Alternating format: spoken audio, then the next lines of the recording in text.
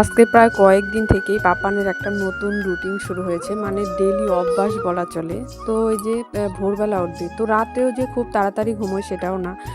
8:30 8টার দিকেও ঘুম আসে, মানে খাইয়ে দিই, তারপর হচ্ছে দুলিয়ে ঘুম পাড়িয়ে দিই, তারপরে শুইয়ে দিই, তো ঘুম আসে। আর এই ভোরবেলা উঠে পড়বে 3টে 4টে তো কমন। আর আজকে যে ওর পাপা গিয়েছে মার্কেটে বেগুন নিয়ে, আর তখন উঠে গিয়েছে, তখন বাজে 4টে। আর এদিকে ভোর কুয়াশা পড়েছে, যে ঠান্ডা।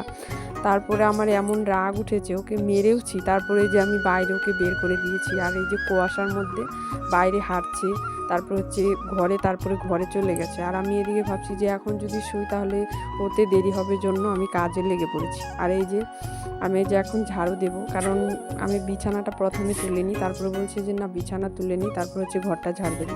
বিছানা টিছানা সব তুলে নিয়েছি। আর এই যে ও দুষ্টুমি করেছে। তো তোমাদের বাড়িতেও কি বাচ্চারা এরকম ভোরবেলা উঠে দুষ্টুমি করে?